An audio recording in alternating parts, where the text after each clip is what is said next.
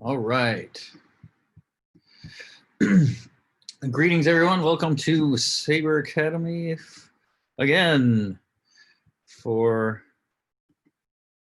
let me pin that there, okay? And we've got, pardon me here, we're getting some latecomers in here.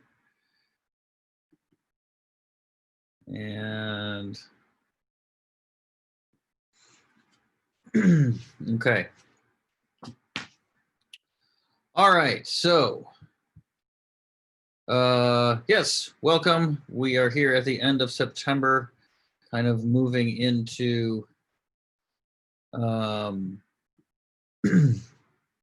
moving into October as we go forward here. Next week we will have a workshop, so we're not going to have class.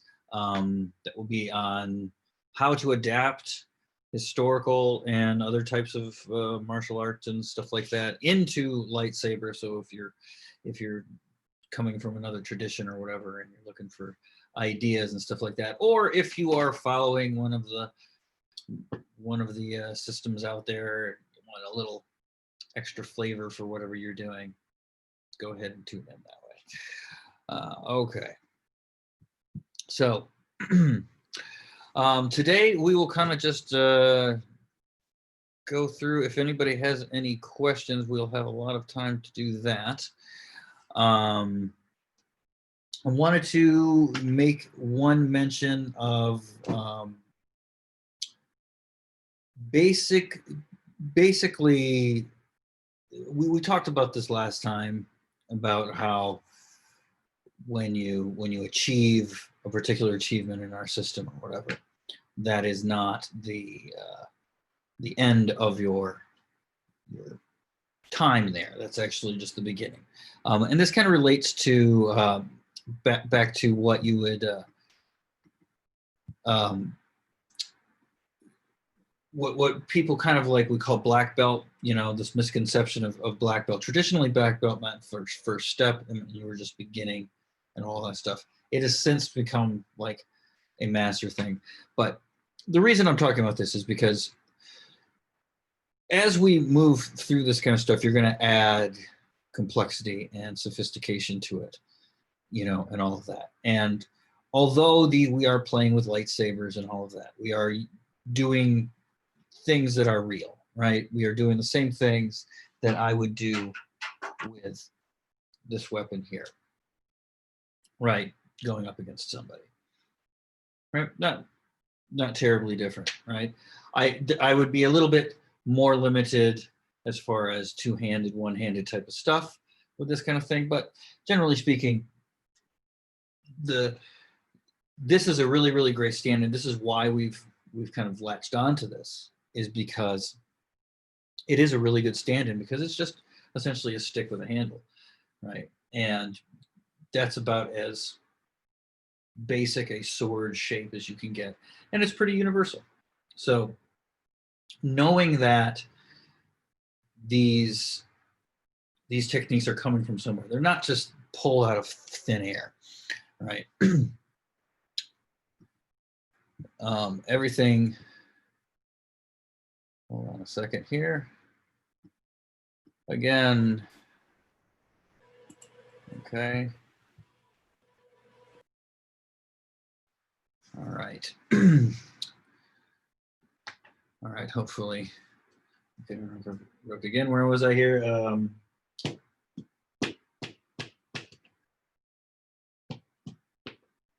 Anyway, yes. Knowing that these things are not, these techniques are not taken out of thin air. They are based on real things that have been tried and tested in the past and all of that. Now, one thing to obviously point out is we are, especially from mine and Matt's perspective, we're primarily fighters, right? We like to use this stuff. We like to play with each other. We like to compete, and we like to get out there and kind of tussle it up.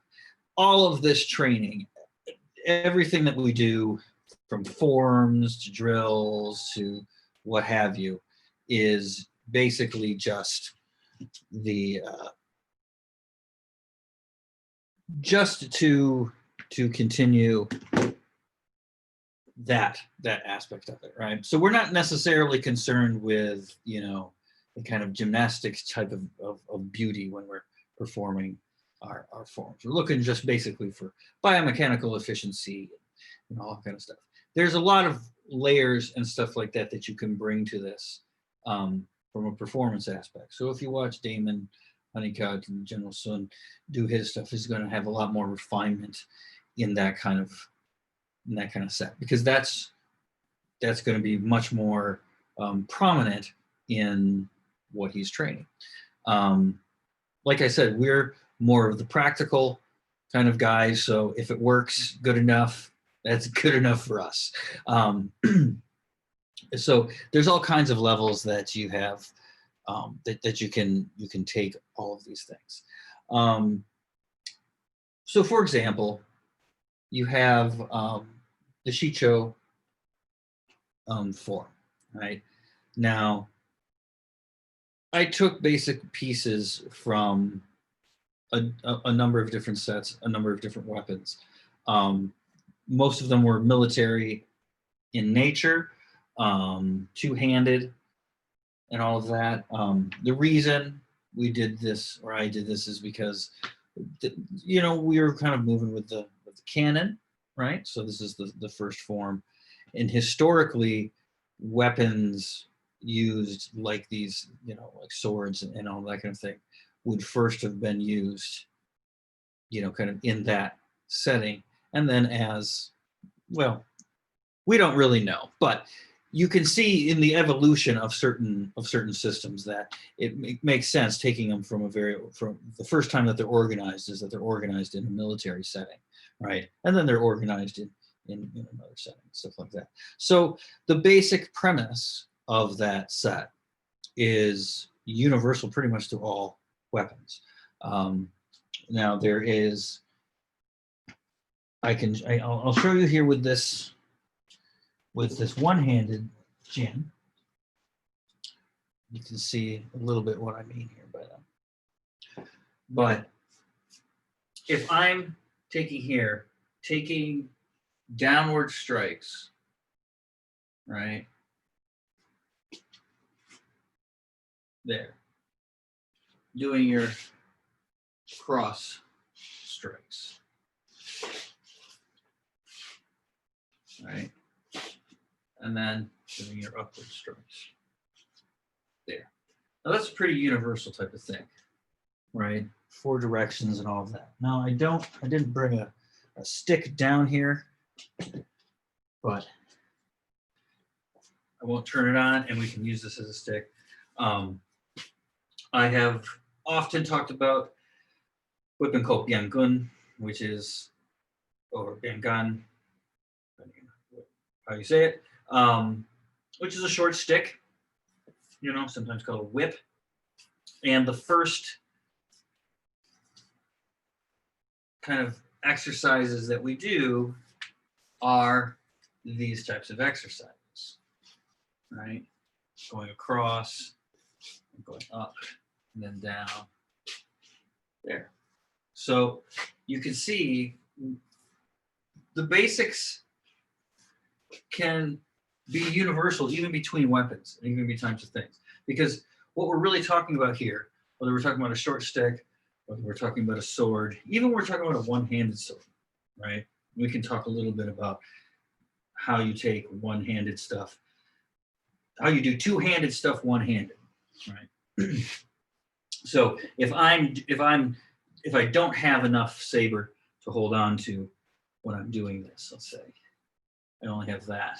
This is still blade over here, right? Can I come around here like this and still get the same body mechanics even though I'm not holding on? Because like we were talking about last time, when I pull through here like this, the body mechanics that I'm using here are what I am training, right? So if I come through here one-handed and I'm still using the same body mechanics, that's good. right? What I don't want is for that body to stop here. When I have two hands on it, it sort of locks. Now, of course, you can do this, but this is often, you'll feel bound up, right? But that's the idea there, right? And then you basically riff on those directions, right? So you basically define your arcs, and then you start chopping them up and using them in different ways. The only thing that's not in the first set, and it's not even in the second section, second trajectory, is this one up here, right? Why? I just couldn't fit it in anywhere else. So there's no importance there. Sometimes a pipe is just a pipe. So there you go. But anyway, so if you're, the importance when I say something like we talk about military stuff, right? The reason that's important, the reason I say that, right, is because the content of this stuff is inherently simple and easy to transmit, right? So whether or not you're using it, you know, if you're in, I don't know, SCA or you're just getting together with a large group of people before all of this stuff happened, you know, unless you're doing something like that, or if you're not doing anything like that, you can still take these techniques and kind of apply them to some sort of idea, or some, you know, in some way, because they are so simple, right? It's just like boxing or something like that, where you basically boiled things down to a very, very simple formula that way, right? So a slash with one hand, two, right, should have, right, about the same body mechanics. There'll be some inherent advantages to one or the other based on your situation, but of course that talks about context.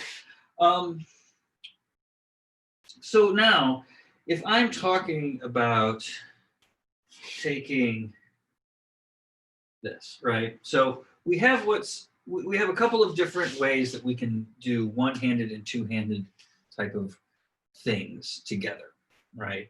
You can literally switch, right? Just let go of it, you know, or you can kind of integrate it into things. And I found it kind of more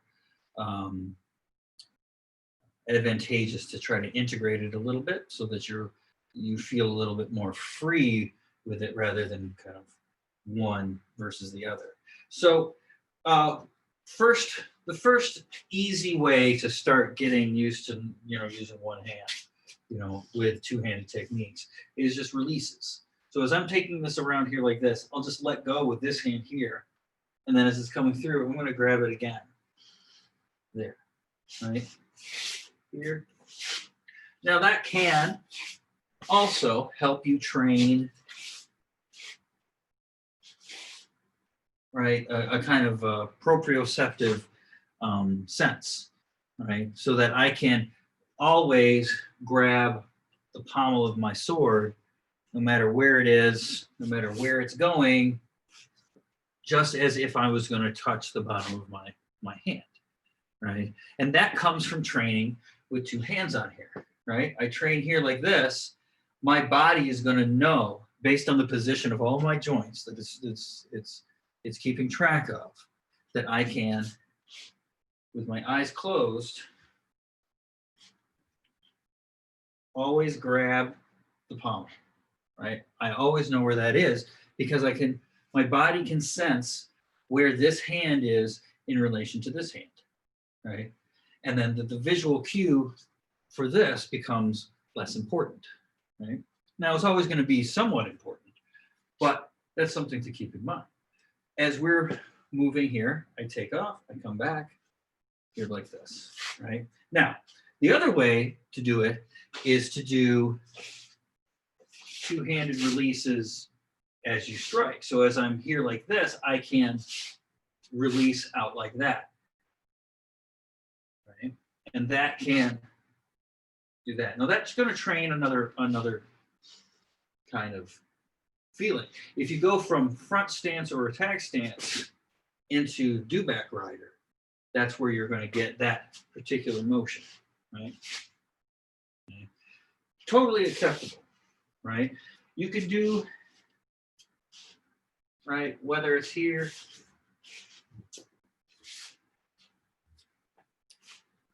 okay? Now, the reason one would train letting go in this, especially with a two-handed sword, if I pick up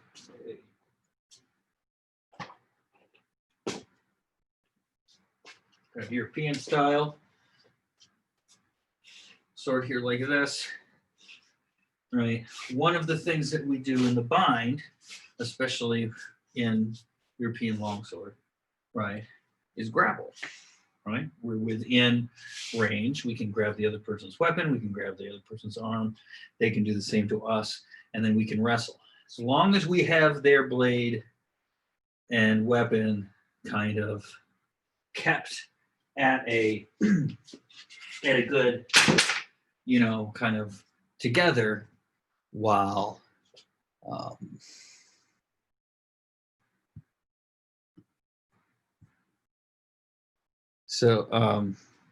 keep it together so it won't hit me or whatever. I can control it, and that will go, and then I can keep myself safe that way. So now we don't necessarily do that with the lightsaber,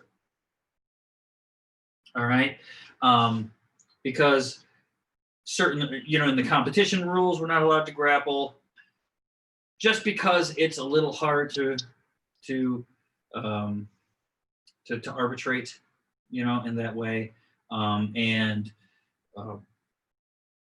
it adds another element of risk and all that kind of thing. But when we're playing kind of by ourselves and we are just kind of not playing by like a competition rules, but trying to kind of replicate reality as much as you can. You know, that's a kind of loaded term or anything like that. But yeah, that's the conceit that we're doing. We use grappling and all of that all the time, right? So in-house, we will generally be kind of more intuitively. We allow grappling, we allow barehanded techniques. You just can't score with them, and so we can do all of that. That requires you to know barehanded techniques and know how to do this. If you're going to get into some place, you're going to grapple with the other person, you got to know how to grapple. You have to know how to joint lock. You have to know how to throw, you know, all of that kind of thing. So in the German tradition, they would teach wrestling along with longsword and all of that for that very reason. A lot of times in the Chinese idiom, like many of my teachers would teach stick, staff as a tool to start learning wrestling and all of that. And it's pretty much because of that body mechanic. When we're holding something like this and we're moving it around, these are where we're going to get a lot of throws, a lot of that type of thing, and it keeps our body behind those movements and all that. So you're going to see that. That's a very common thing if you were to come to the workshop on next Sunday. That's one of those things that we can look at. You can take sticks, you can take, you know, anything or whatever, and then this can be anything pretty much you want. So there's that. The things so barring without one hand or two hand or anything like that, people tend to like one or the other based on subjective experience. Some people are very comfortable here. Some people are more comfortable here. There's advantages and disadvantages to each, of course. You just want to be able to, with this, be a little bit be as versatile as you can in that respect. using two hands, using one hand. Not because it's going to necessarily give you a specific advantage going up against another opponent. It could. It definitely could. Like you could throw somebody off by switching from one-handed to two-handed, or anything like that. Yes, absolutely. But I would say it's more so that you can adapt better to different types of opponents, right? So some opponents like to sit back and snipe you, right? Right. Some people like to play it really defensive. Some people like to play very aggressive, right? If you're comfortable using this weapon kind of in both ways, whether it be one-handed, here, two-handed here, and maybe going, between and all of that, you will have a few more tools to use against somebody who likes to choose kind of like a particular way of fighting. This is something that's sort of common out there amongst people. I've run into it quite a lot of people who say, "Oh, I like to fight defensively, and I like to fight this." Now that's going to mean different things to different people, but regardless of what they say, any person that you go up against is going to be significantly different than another person that you fought, and therefore you want to be able to adapt to what they're doing so that you can continue to kind of play your game. You don't necessarily want to start trying to play the other person's game. You want to play your game.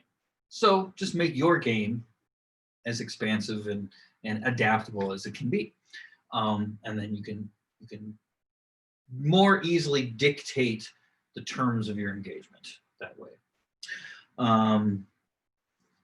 Yeah, so there you go.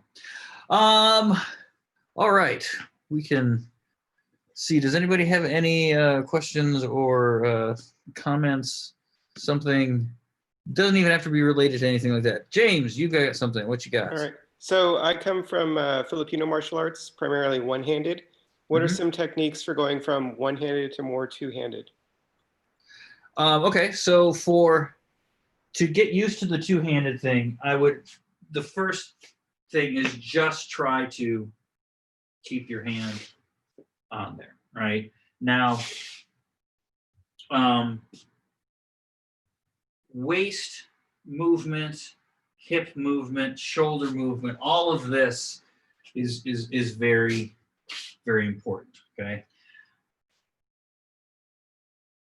The backhand. Let's talk about the backhand, because the front hand gets a lot of like a lot of press, but it's really your rear hand which is doing most of your work. Okay, so when I'm here, and this is why I like pommels like this, which have can you see it?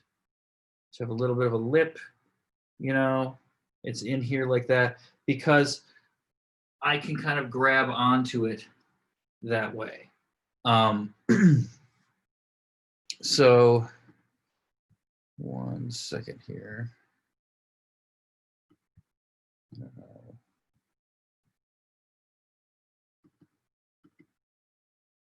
Okay. All right. So yeah, let's see, where was it?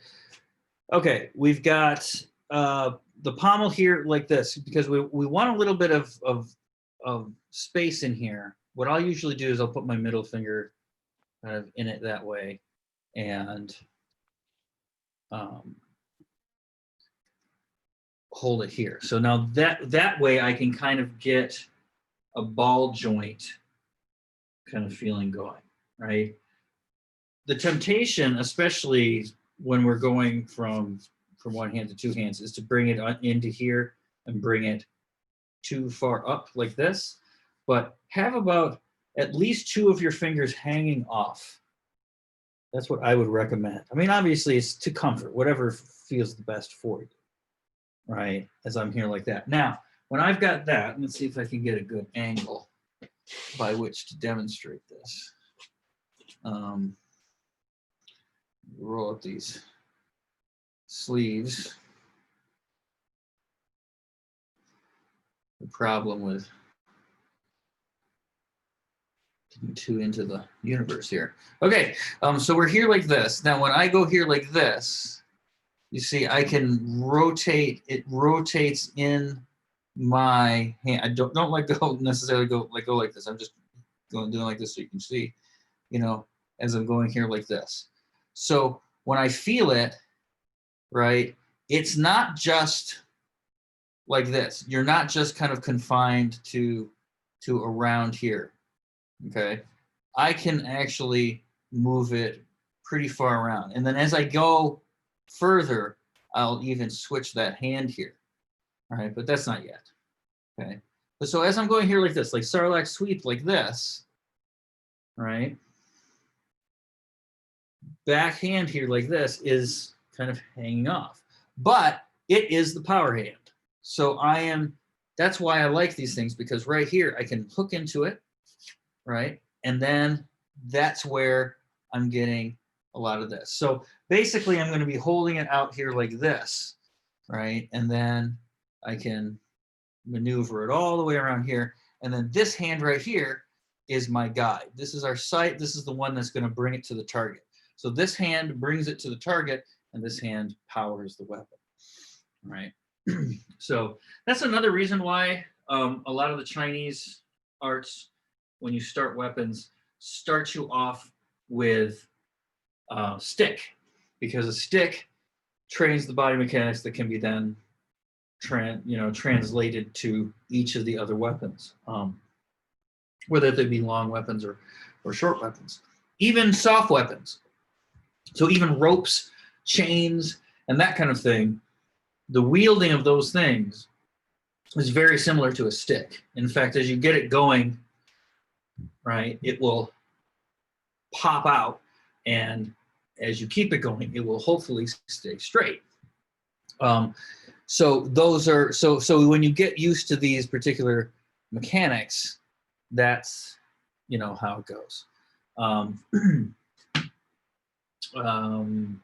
Yeah, so that would be my tip there, is really focus on that rear hand. We're really getting this, the rear hand involved in it, and not so much the front hand. So the front hand can stay relatively relaxed, guide it and guide the weapon and control the weapon, right? I don't know if that makes enough sense there. I have a question regarding the same thing, letting go when you're striking, but it's about the ASL FFE rule set. Mm-hmm. So for us Kendo guys, when we do one-handed strikes, we usually do it with what would be considered the offhand or the non-weapon hand. So in Kendo, you wouldn't use the front hand to strike one-handed. You'd have to strike with the offhand. Right. In the ASL FFE rule set, that would be the opposite, right? You can't strike with the offhand. You cannot. Right? No, you cannot hit with the bottom of the weapon. Right.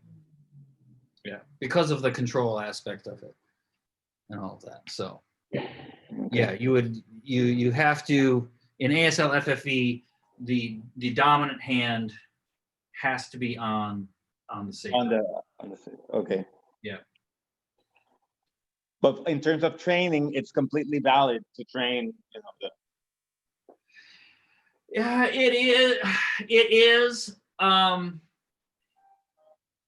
It's not the greatest of things to put in an arsenal outside of like a kendo kind of setting, just because like if you're using a real weapon, like a steel weapon, like especially like a longsword or something like that, you might be able to get away with one or two of those, right? But the thing about it is when you're using a two-handed weapon, this hand, like I said, controls it, right? This hand may be powering it, but the power is really useless if you don't have the control. Because what will happen is if I'm here like this, and that strike isn't absolutely perfect or something like that, there's going to be a greater chance that this is going to bounce back, right? That I'm just going to hit the target and it's going to pop off. Whereas if I have this hand here, I can prevent that from happening, right? The return shock of hitting that target, because this is such a long weapon, and that will be translated, greater the longer distance it goes. Like there, I can boom, keep that from happening and allow my blade to kind of go through, right? If that kind of makes sense. So yeah, so there's a lot of things that will work when we're dealing with like touches, when we're dealing with that kind of thing. But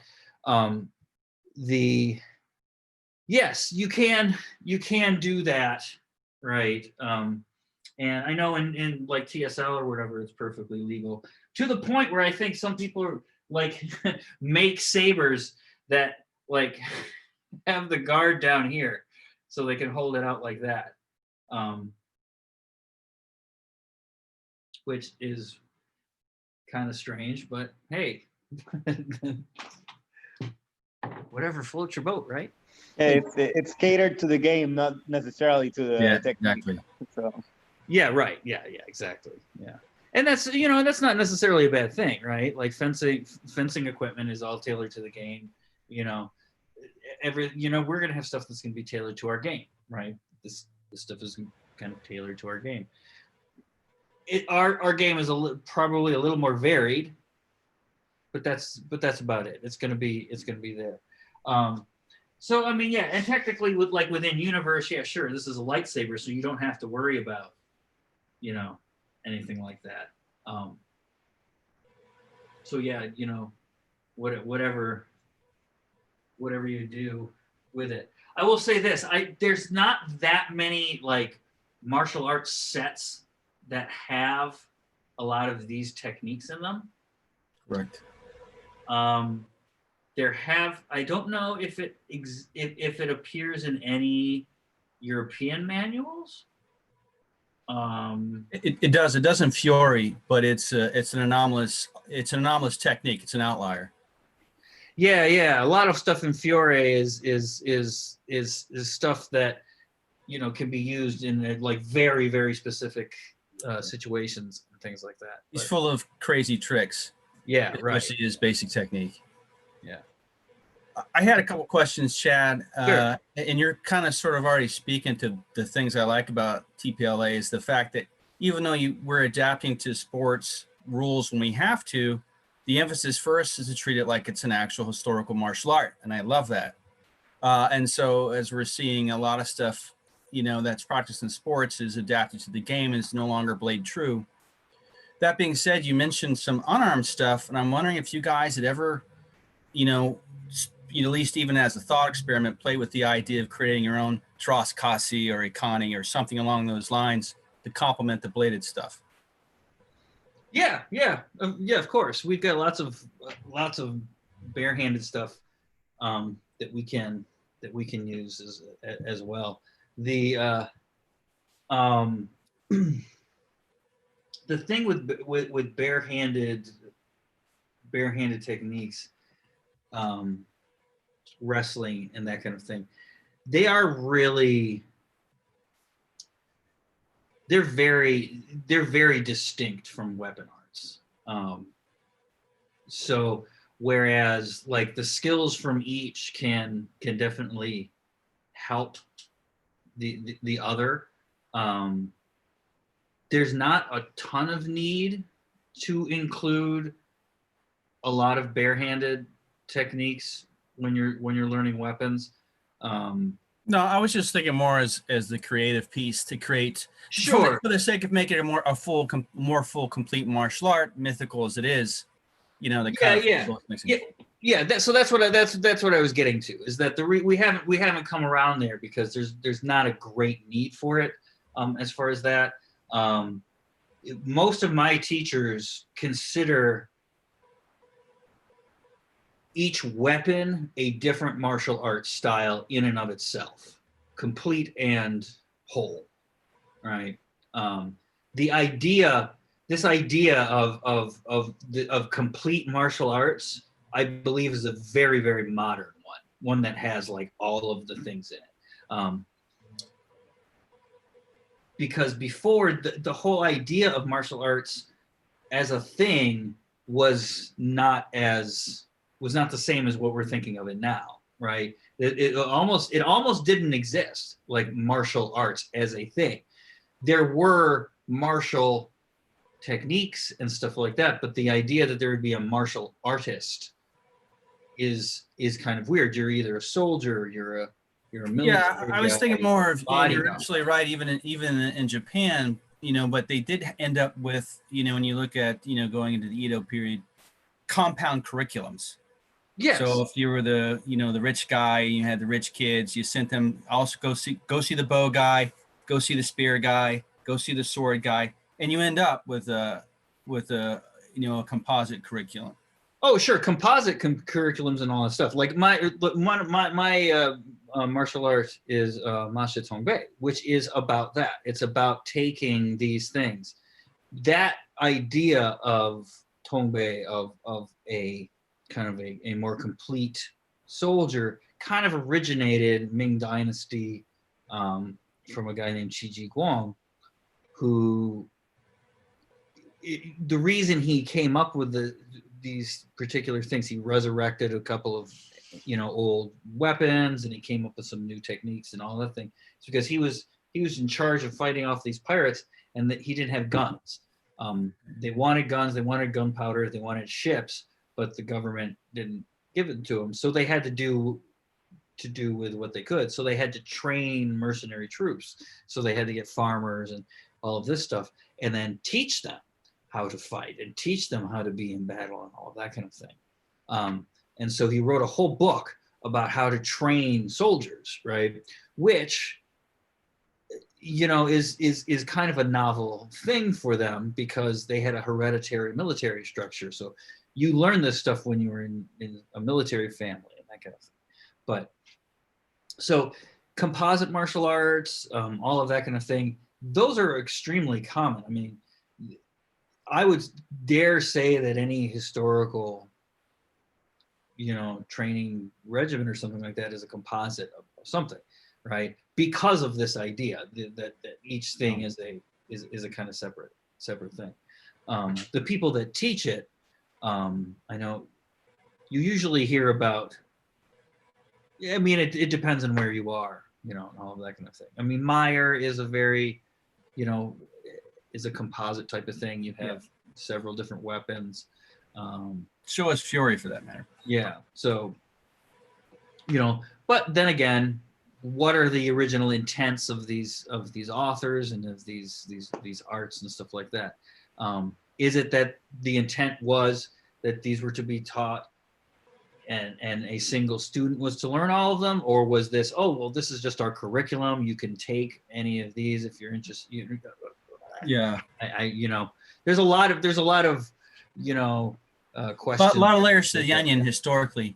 I was just thinking, just for the fun piece. Yeah. I mean, there's no unarmed stuff online as far as the content.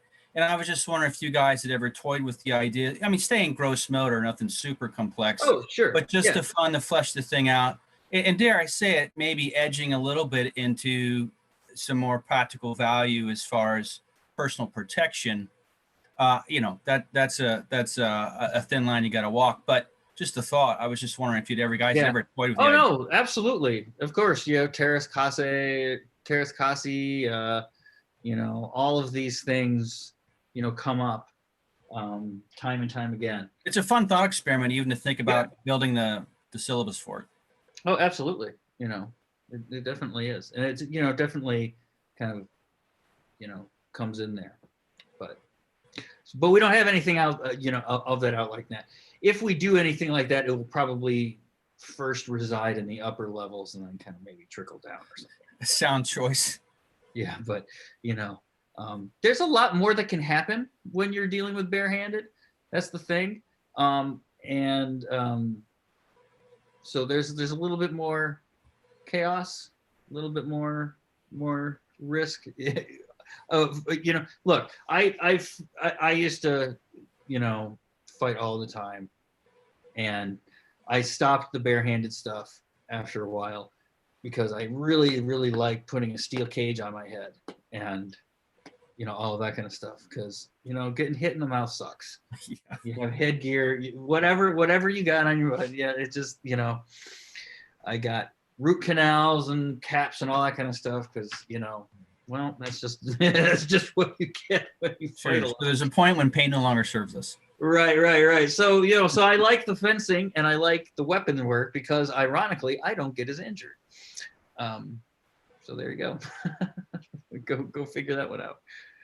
All right. Do we have anything else here? Maybe a comment following up on that, and then a question. Sure. Yeah, with the fencing, there seems to be a lot more inherent self-control and restraint when somebody has a weapon that with barehanded or core-to-core, that the aggression factor is much more easily ramped up without you realizing what's happening. We have a rule set that we used to run as a game called the Scottish Lock. Basically, you would hold hands with your opponent, and then it would be a single-handed encounter. You're either doing a head hunt or a body hunt, but you could use the hand to pull your opponent off balance or try to trick them to create an opening to be able to get your blade on the opponent's helmet. But the main concern with that game was that it was very physical and it had the propensity to escalate that aggression to becoming then core-to-core, basically a one-handed judo fight that just happened to be having a lightsaber flopping around on the other side. So that's to have a lot of control with that. But coming around to the two-handed versus one-handed is one of my kids is left-handed, so we basically have him dominant hand left hand. His main hand is the left, and have a mirror image everything else. But that brings to another question: is it possible to, even though it would be very counterintuitive, very biomechanically weird to do so, to swap your grip and try to do two-handed techniques, left hand dominant, even while you're right-handed, or do something like that during an ASL FFE match to be able to switch around how you can use your one-handed technique with your offhand, even though it would probably create a disadvantage for you because now you're using your non-dominant hand to try to create dominant hand techniques. Right. So the issue with it is that you're not allowed to let go of it. Matt and I have been looking into it. We don't have a clear answer on whether or not total hand switching is ever going to be allowed, if it is allowed, or what happens when you do it. Now, when we do Duan Bing, we often will switch hands. We can go right-handed, we can go left-handed. You know, we can do whatever we want, because it doesn't matter. Yes, you can do that. With obviously the issue is if you're left-handed, you're always going to be fighting mostly right-handed people, and if you go up against a left-handed person, then the dynamic is a little switched, right? Whereas if you're going up with the same-handed person, you are cross patterned with them, right? So the parry to this strike is very intuitive, right? It's right? You just kind of know it. It can be a little tricky if you're basing everything like that on that, and then you go up against a left-handed person, because now the majority of their strikes might be coming from the opposite direction. That being said, if you are in free play, I would hope that you are good enough to adapt to that. And if you aren't, maybe hold back on that a little bit. But that's the reason we label our zones with off of the weapon hand, right? So instead of saying left and right, we number all of these things. So I always know zone 2 is whatever that hand holding the weapon is. So if I'm here like this is zone 2, this is zone 3, right? So I don't really have to switch anything over in my mind, right? I know that the zone 2 to zone 6 slash is probably the #1 most common strike thrown in the game, right? And if I know that, then if somebody's doing it this way or this way, it doesn't really matter because I'm always going off of that zone 2. I know it's coming from zone 2 to zone 6, so it kind of like, it's a little bit easier. Like I said, I don't have to switch it. I don't have to go mirror, right? And that's the beauty of that, of numbering it like that. Other than that, you know, I mean, that's part of, I guess that's just part of the thing. You're going to go up against people who are right-handed and left-handed, and unlike bare-handed techniques, they're not ambidextrous, right? You have a weapon, and this dynamic is distinct from this dynamic. So, did that answer? Very much so. Yeah. Yeah. Very interesting dynamics when you're dealing with a right-handed versus left-handed, which adds another level of complexity to the game. It's really cool. Yeah, yeah. Sometimes though, like at this point now, sometimes I will not even notice what handed the person is. And I know I've gone through a bunch of matches with left-handed people where like just some strange things have happened in there. I was like, and then I noticed them like, oh, you're left-handed. Okay, that explains it. So it's all good. All right, so.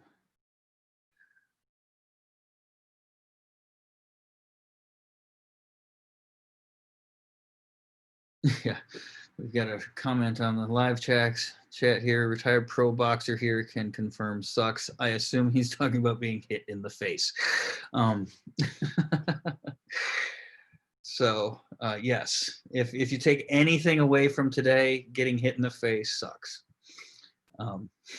Nothing you can do about that. So yes, okay. Yes. Okay, so the left-handed thing. Let's before we're just about finished here. Let's talk about the whole thing, like Princess Bride, right? The I am not left-handed thing, right? That kind of thing is played up in the movies a lot, right? Like that makes a huge difference in what's happening, you know, everything like that. And like I said, most people who are used to doing it can adapt pretty quick, and then everything that's like that going. But if you watch that fight, it's a very entertaining, very funny fight. They're talking a whole lot. They're talking about people like Agrippa and this, that, and the other. They're not doing any of those things. Don't think that like those words go with anything. They're just basically doing some choreography. But all of that. There's a lot of cool, like, I don't know if I call them myths, but like cliches or whatever that are in that particular sword fight that they sort of lampoon. They kind of like bring it up. I mean, they know they're not seriously like saying that these are fencers who can take this stuff out of the air, right? You mean that Capoferro doesn't cancel Agrippa? That's Yeah. not a real thing. No. Well, yeah. So you're right. So they're talking about, oh yes, I see you've been working on your Agrippa. Yes, but I thought this was and it's like all these people who wrote these things in the past and who are coaches and all of that kind of thing, it's to make the characters look like they're real experts, like they know everything, everything like that. But again, like you say, a lot of times the people who, in any sport, a lot of times the players are not the good coaches, and the coaches aren't necessarily amazing players, right? But these are two distinct roles that are played in that dynamic. So to take that kind of example, bring something useful out of it, just remember that, that it's But it also speaks to the versatility of what we're doing over here with TPLA, because we're doing both this martial study that we're doing of the lightsaber as a weapon is used both in a sporting fencing ASL FFE type of Olympic type of environment, but we're also now transitioning to talking about using saber and swordplay as a storytelling device, and it's all within that umbrella of TPLA teaches, trains, and does, which speaks to the broad capability and flexibility of what we've been studying for the last couple of years. We've been doing for the last 8-9 years that we've had TPLA studying this lightsaber lightsaber path. Yep, 8 years. Yeah. So yeah, absolutely. We try to, run that gamut. We've got, our historical basis. We've got our technical, basis, physical fitness, all of that, and you've got your performance, and then you've got your competitive, right? Your competitive. All of these things are distinct, but all of them are, part of one big whole. Your performance,